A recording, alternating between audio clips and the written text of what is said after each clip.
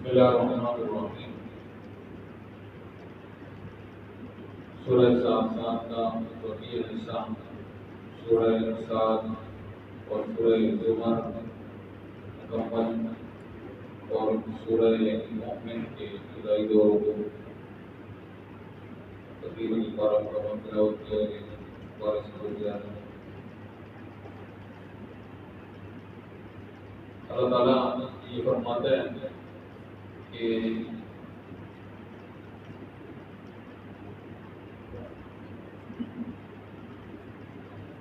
وَإِنَّ مِن شِيعَتِهِ لَإِبْرَاهِيمَ إِذْ جَاءَ رَبَّهُ بِقَلْبٍ سَلِيمٍ۔ یہ جملہ انبیاء میں سے فرمایا کہ حضرت ابراہیم علیہ السلام نے اپنے رب کے آگے حاضر ہوئے اپنا ایسا دل لے کر جو قلب، ایسا قلب سلیم قلب ہے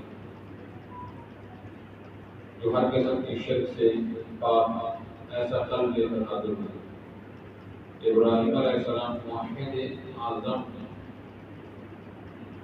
انہوں نے تنی تنہا بادشاہ وقت، اپنی قوم، اپنا گھر، جو والد جو اپنے ہاتھوں سے بت تراشتے ہیں، ان سب کی مخالفت میں تنی تنہا کھڑے ہوئے بتوں کو تباہ و برباد کر دیا۔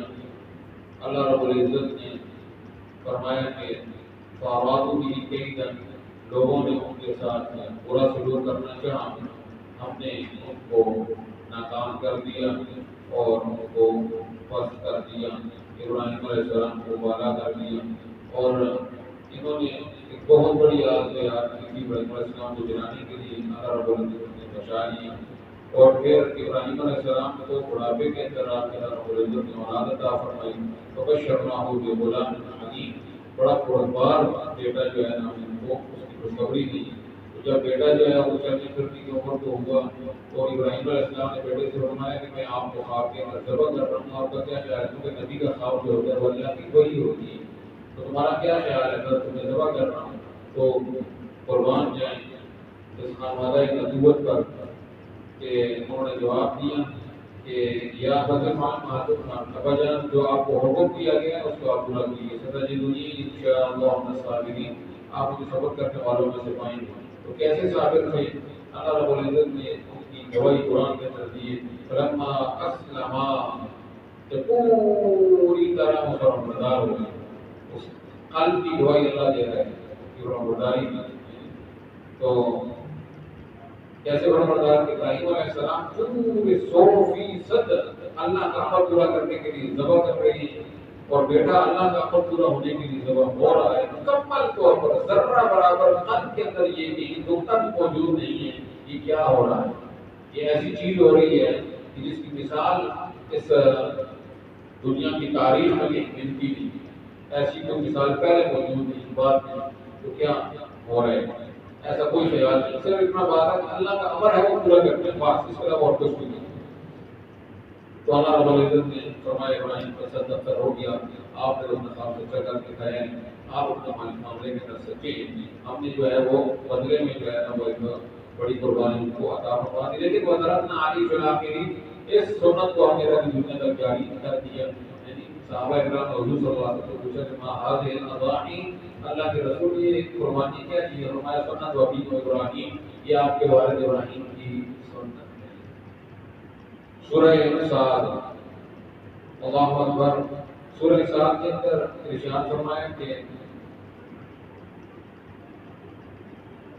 ہمارے بندے حضرت ایوب علیہ السلام وہ انتہائی تکلیف میں آتے ہیں، ان کو ایک آزمائش تھی ان کے اوپر، بڑے تکلیف میں تھے، بدن میں کوئی تکلیف تھی، کوئی بیماری تھی، اور وہ تکلیف ایسی نہیں تھی کہ جو سامنے نظر آ رہی، جیسے بخار ہوتا ہے تو تپش محسوس ہوتی ہے، سر درد ہو تو بدن کے اندر بندہ کہہ رہے ہیں کہ سر میں درد ہے اور درد بڑی شدید ہوتی ہے۔ حضرت ایوب علیہ السلام کو تکلیف تھی لیکن ظاہر بدن کے اوپر کی اس کی کوئی اثرات نہیں۔ باقی جو قصے کہانیاں جو سنائی جاتی ہے پڑھتے ہیں کہ جی ان کے بدن کے اندر نوجوان میں جاتے مفیلے پڑ گئے تھے، گناہ ہو گیا تھا۔ یہ اصول اور ضابطہ اور قانون یاد رکھیے گا، اللہ کے نبی کے بدنی کے اعتبار سے ان کے بھی اعتبار سے کسی قسم کا کوئی نقص نہیں ہوتا. یہ ایسی بیماری کا آنا کہ جس سے جو ہے نا وہ کیڑے پڑ جائیں، دوسرے کو کراہت محسوس ہوتی ہے. اللہ کے نبی کے بدن سے خوشبوئیں تو آیا کرتی ہیں، کوئی ایسی بات نہیں ہوتی جیسے کہ دوسری کسی کو کیا ہو کراہت کرتی ہے، ایسی کوئی چیز نہیں. تو وہ سب کیسے کہانی ہے بنی اسرائیل کی اپنی روایات ہیں. اس بیماری کے متعلق قرآن و حدیث کے اندر کچھ موجود ہے، تکلیف کی. پھر اللہ تعالیٰ سے انہوں نے مانگا یا اللہ اپنی شیطان جو ہے نا وہ اس وقت کام کرنے کے لیے آیا ہوا ہے. اللہ رب العزت نے فرمایا کہ اپنا پاؤں رکھ مارے مارا، وہاں سے چشمہ نکل پڑا. فرمایا ٹھنڈا پانی ہے سو پیے بھی اور اس کا نہائے بھی، اور نہائے پانی پیا اور ٹھیک ٹھاک ہو گئے. اللہ رب العزت فرماتے ہیں نعم العبد، وہ ہمارے بڑے بہترین بندے تھے، انہ اواب، ہماری طرف بڑا زیادہ رجوع کرنے والے تھے. تو اصل تعلیم کہتی ہے، فرمایا کہ اللہ کی طرف اپنی توجہات کو رکھو.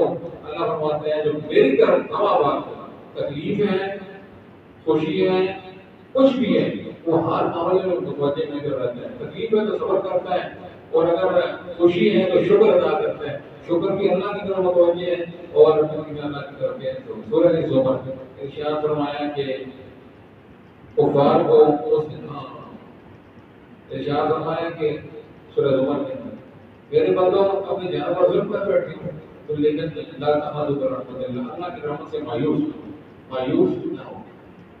بس یہاں تک تو پڑھتے ہیں کیا ان اللہ یغفر الذنوب جميعا، اللہ سارے گناہ معاف کر دے گا، انہ هو الغفور الرحیم. یہ بات ہم کتنی یاد رکھیں گے. اللہ بڑا غفور رحیم ہے. اللہ اللہ کہتا ہے تو سارے گناہ معاف کر دو، بڑا غفور رحیم ہے.